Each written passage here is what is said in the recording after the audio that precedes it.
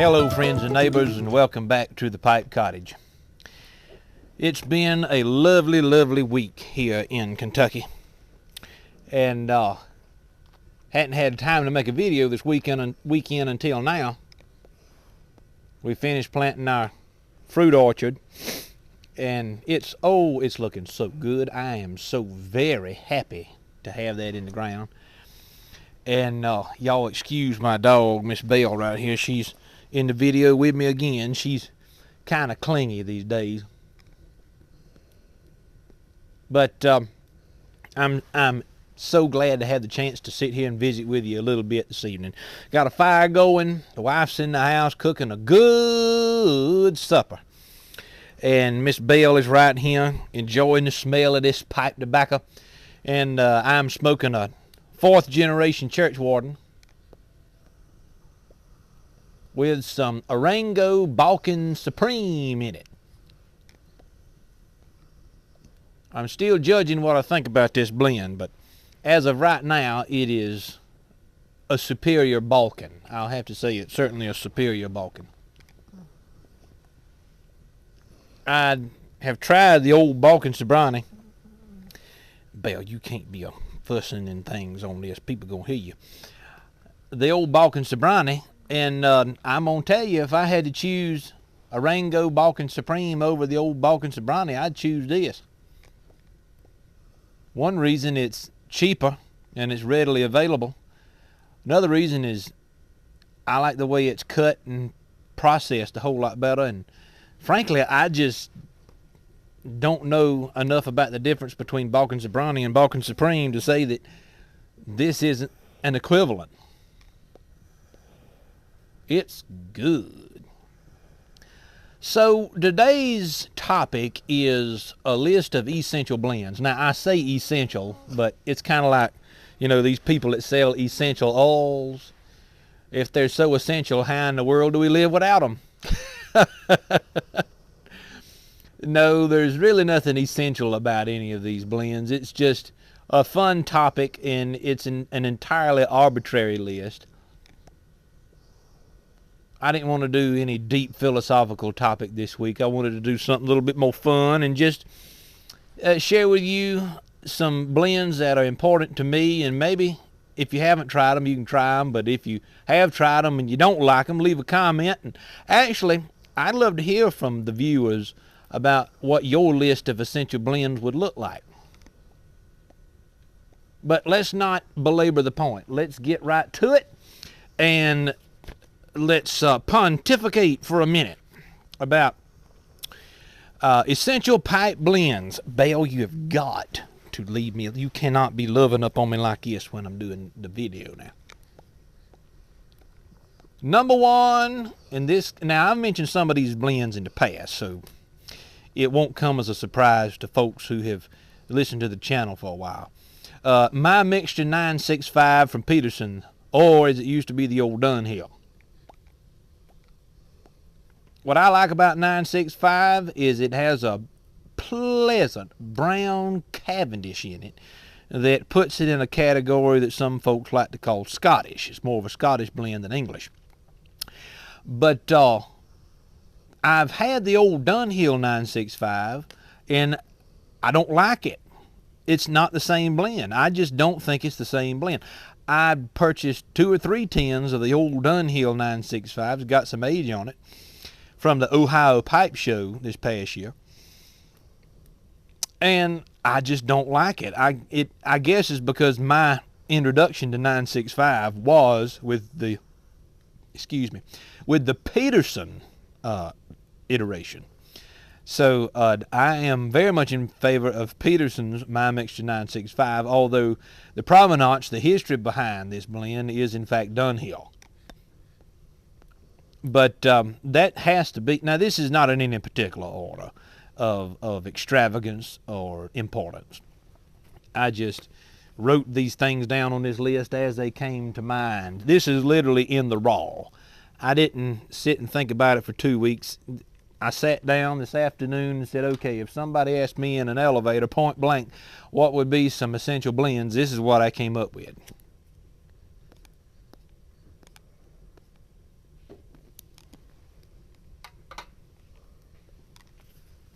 Number 2, Rattray's Howl of the Wind. This is a Kentucky and Virginia Perique blend. I don't recall the first time I tried Rattray's Howl of the Wind, but I have never been disappointed by it. I'm not a real big fan of Vapor's Virginia Periques, but if it's a Virginia Perique with some Kentucky added into it, oh man, that just changes the whole dynamic completely. I'm a big fan of Dark Fire Kentucky Leaf.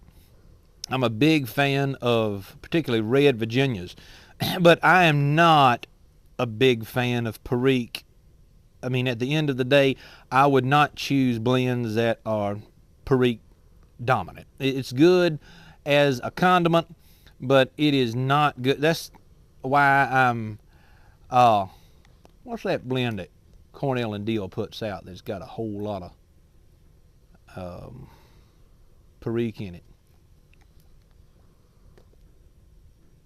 Something about the Bayou. I don't recall the name of it, but I tried it. I just don't like it. I mean, again, this is just arbitrary, but Rattray's Howl of the Wind is probably my favorite Rattray's blend that they have. I like Red Rattray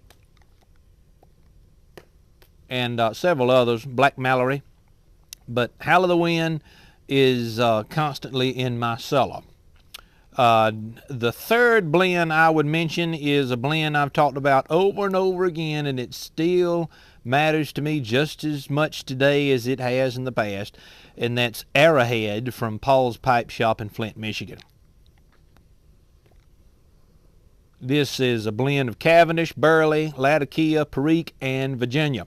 It is an aromatic, but it's a very high quality, superior aromatic. The toppings and casings, whatever it is they put on it, never, ever, ever overshadows the taste of the tobacco leaf itself.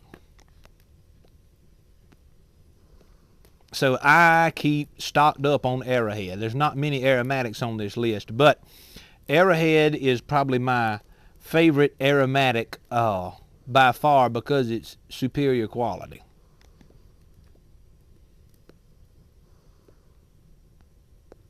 Man, it's difficult talking and enjoying this pipe at the same time because this Balkan Supreme from Marengo is sure hitting the spot right here, right now. The fourth blend I want to talk about is GLP's Quiet Nights. Now, this is a full English, and a lot of people compare it to Esoterica's Penzance.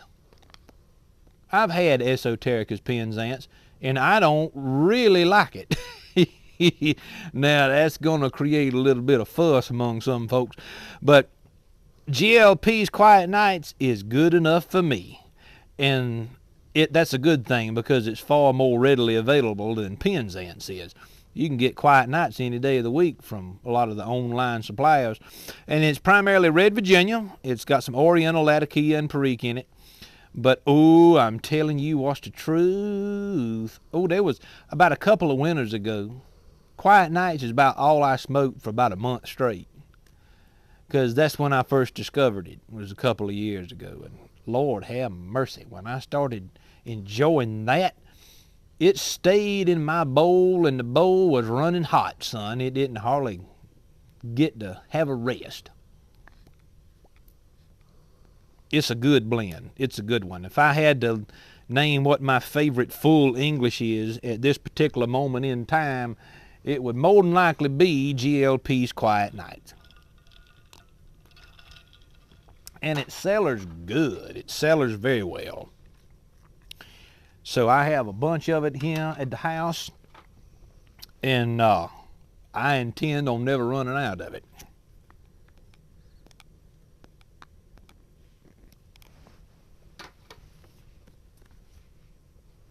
The next blend, number 5, Boswell's Northwoods. I've been to Boswell's shop in Chambersburg 2 or 3 times.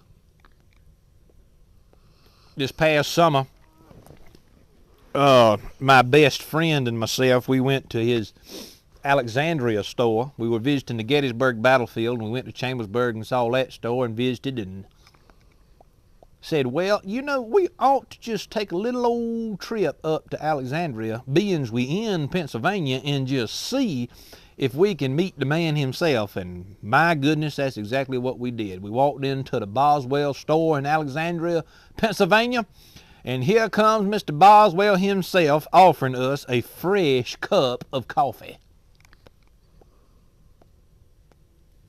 We stayed in that store about 5-6 hours, smoked several bowls of pipe tobacco, enjoyed his company. And Boswell's Northwoods, I buy it by probably 6 ounces, 12 ounces at a time, because it's so cheap. I mean, I've told people on this channel before, you got to buy in bulk, and it's a lot better to do that and then put stuff in mason jars and you can build your cellar. But Boswell's Northwoods is primarily Black Cavendish, Latakia, and Virginia. There is a topping on it. It has been compared by many people to the old Frogmorton cellar. I don't think I could debate that. If I had to pick a blend that's on the market now that is the most similar to Frogmorton cellar, I would have to agree with many others in saying that it's Boswell's Northwoods. I've got Frogmorton cellar here at the house, and it's good, but you can't buy it anymore. So Boswell's Northwoods is good enough to scratch that itch. Number 6 is Sillis Black. Another blend that's been compared to some of the Frogmorton series. And this is primarily Black Cavendish, Burley, Latakia, and Virginia. It does also have a topping on it. And this one here is made by that company over there in Germany. I don't remember the name of it right now, and I really don't even know that I could pronounce it if I could remember it. But Sillis Black is my favorite among the Sillis line. Sillis has Sillis Red, Sillis Green, a couple other ones, you know. But Sillis Black, I think, is the finest product that they offer, and it is reminiscent of Frogmorton in a lot of ways.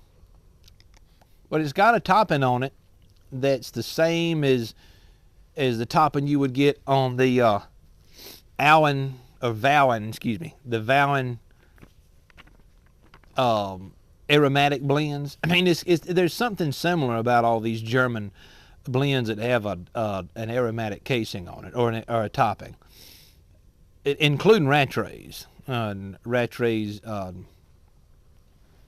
Lord have mercy, I'm losing my mind right now. They're the blend that has the citrus topping on it. Exotic Passion, I believe, is the name of it. They have a similar taste across the board. But I am really in favor of these German blends that profile good tobacco leaf, and they have a slight aromatic essence to it. And as a matter of fact, I would much prefer, if I were going to talk about aromatics and which country produces the best aromatics right now in 2023, I would have to say Germany. Because a lot of American stuff, it's got propylene glycol in it, and it's just too chemical tasting. And that's why a lot of people, I think, in my opinion, are turned off aromatics, because they're used to tasting the chemical in it, and they're not tasting something that's quality. But I've got another video on aromatic blends, and so I won't. This is not about aromatics today. Just wanted to throw that out there.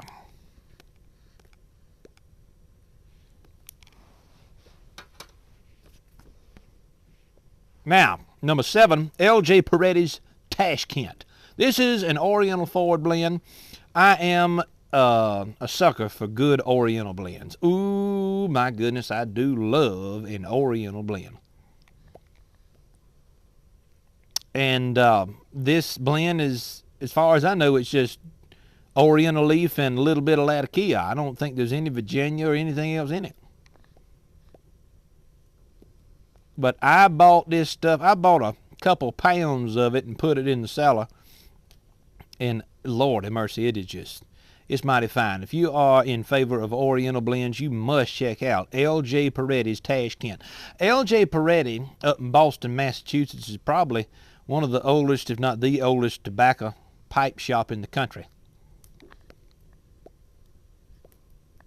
I don't know the exact history of when it started, but I know it's real, real old. And I've bought a couple pipes from them.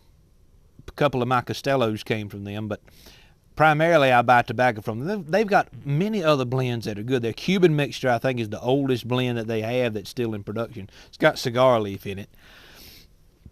I like that tremendously. It did not make this list, however, because if I had to choose a favorite blend of mine from L.J. Peretti to include in this list, it would have to be Tashkent. And I think it's named after a community over there in Turkey. I could be wrong about that.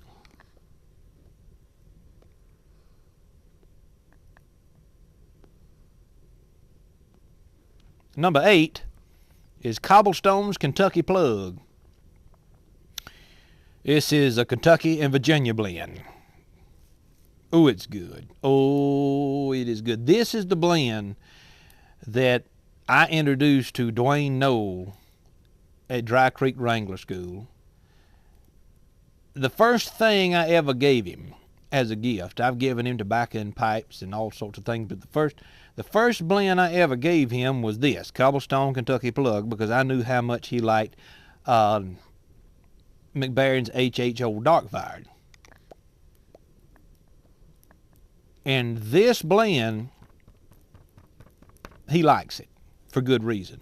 He knows his tobacco. That man knows good tobacco when he smokes it. So it's not just me talking about it. And it's amazing to me how few people are talking about the Cobblestone blends. This is a Sutcliffe product. Few people are talking about it. If you go to tobaccoreviews.com, there are not many reviews of Cobblestone Kentucky Plug or any of the Cobblestone blends. Is it just because people have not tried it, or people don't think it's worthwhile? I don't know, but it's certainly worth my time. If this is the only dark fire Kentucky blend that made it onto this list. Old Dark Fire didn't make it on here. It just didn't. But Cobblestone Kentucky Plug, I like the way it's processed, the way it's packaged in the tin, and man, oh man, do I like the way it tastes. It's strong. Now, you don't want to enjoy that without having a little food on your stomach. I'd have to say that probably among the blends that are on this list, this has more of a nicotine punch than anything else. And again, I can't stress this enough. I don't smoke pipes for a nicotine punch. I stay away from it as much as I can. But I like the taste of this so good, you got to sip it like a fine wine, or it'll just catch up on you and bite you in the behind. You got to be kind of careful. But if you enjoy Dark Fire Kentucky Leaf, you must acquire Cobblestone Kentucky Plug. It is sure enough good. Now, number 9 is one that is not readily available, but it's one that's in my cellar, and I go to it often. Carolina Red Flake from Cornell and Deal. As I said in last week's video, 90% of the stuff that Cornell and Deal puts out, I wouldn't give you 2 cents for it.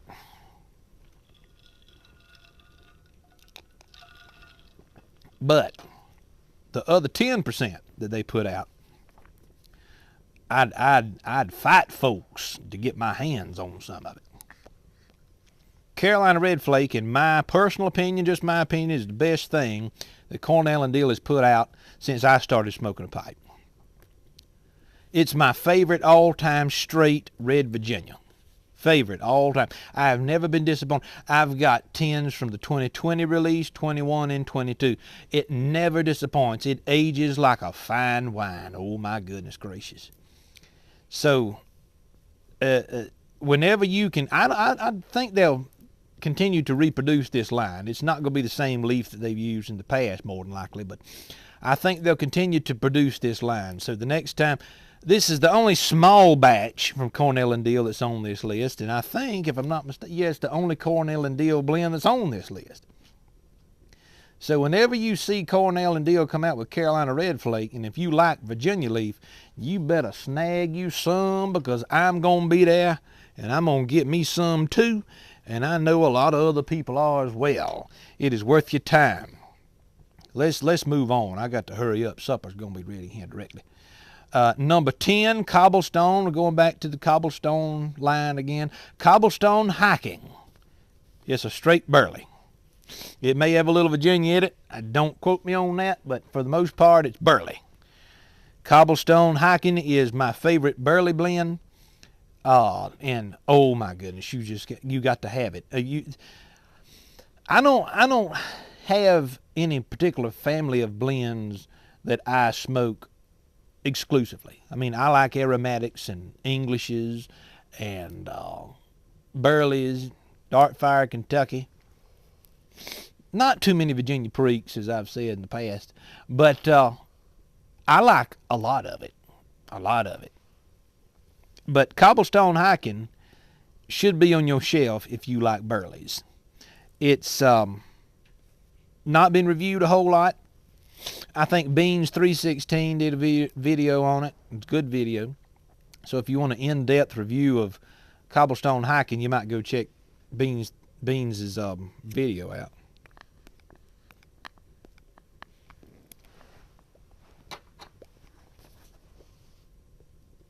And number 11, and this is the last one that's on the list really, is Strauss Tobacconist Sleepy Hollow. Now, admittedly, I didn't know anything about this until Mutton Chop spoke about it years ago. So, I think probably about 2019, 2020, I ordered my first round of Sleepy Hollow. I put it in the bowl, lit it up, and it's probably one of my wife's favorite blends for me to smoke because the room note is phenomenal. It's got that pumpkin spice room note to it, and you get the same thing in the flavor profile on your tongue, on your palate, as you do in the room note, which is kind of unusual. A lot of blends don't do that. Cornell and Dill's Autumn Evening does that, but Sleepy Hollow is better than Autumn Evening if you're looking for that pumpkin spice, mapley type flavor. Again, just my opinion. But Strauss Tobacconist is here in Kentucky. I think they started in Cincinnati, Ohio many, many years ago, but they've also got a store in Florence, Kentucky. And I'm probably going to go up there and visit it. I'm going to the University of Louisville in March to deliver a lecture. And more than likely, I'm going to go to Florence, Kentucky at that point in time and visit Strauss Tobacconist and experience their new smoking lounge that they just opened back up. But I don't have to tell you a whole lot about Sleepy Hollow. If you have been around pipe tobacco for a very long period of time, you've heard many other presenters on YouTube and so forth talk about this blend. But it did make it into my essential blend list. And it's one of 2 aromatics that made it into this list. Now, you might be wondering, where's the Sam Gaywith? Where's the Esoterica? Well, I don't really like most of the Sam Gaywith and Esoterica blends. But if I had to provide an honorable mention, I'd have to say that Full Virginia Flake, I think that's Sam Gaywith. Yeah, I'm pretty sure it is. Their Full Virginia Flake, it's good. I've had some that's aged and I've had some that's fresh, and it ages extremely well. But the only Esoterica blend that I really care anything about is Dorchester. And it's a Virginia blend. I don't recall exactly what all's in it, but I like it. Dorchester is so good. I have a couple of bags of it here in the house that I haven't opened, and got a few tins I haven't opened, and it's, if I'm looking for Esoterica, I'm looking for Dorchester. So, if any of y'all out there know anything about when the Esoterica drops is going to be a-coming, you let me know, because I'd love to have me some old Dorchester in the cellar.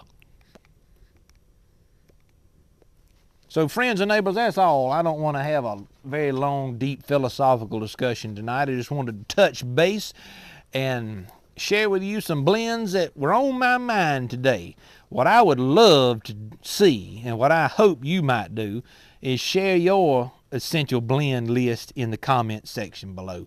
I'd love to hear what other people are interested in, and I'm sure that y'all know about blends that I don't know about, and that's what it's all about, is continuing to learn and to expand our palate. And that's what's one of the most fun parts about pipe smoking, is learning how to appreciate different blends from different blending houses. But in other news, I got my tobacco seed in the mail this week, some Oriental leaves, some Virginia Gold, and some burley. And so we're getting the ground ready. We're going to be planting some tobacco here at the farm in Kentucky this year. And I've decided to make video content about that and bring you along with me. Also, we do have the YouTube Pipe Cottage membership. People have asked, how do you join? Well, you just simply go to the Pipe Cottage YouTube channel homepage, and there's a join button right up yonder on the right hand side on the top of the page. Mash that join button and it'll lead you to where you need to go. But we had our first membership live stream. I think it was this past Saturday evening. I had so much fun. Oh my goodness, we talked for a good hour, and people asked me a lot of good questions, and it felt like I was sitting in an old-fashioned pipe shop just talking to old friends. And that's exactly what I had hoped it would be like. So if you want to join us in those live streams, become a member of the channel, and I'm going to do them at least once a month. I'll probably get to the point where I do it twice a month. But support us in that way. Give us a like if you like the video. Subscribe if you haven't. But y'all, the wife is in the house motioning me to come up in there and eat supper. So that's what I'm about to do. I'm so glad we had the chance to visit a little bit this evening. It's a pleasure. It's an honor for you to stop by and watch the little bit of information that we provide here at the Pipe Cottage. So until we meet again, this is Alan Harrelson. I appreciate you. May the Lord bless you. We'll see you next time.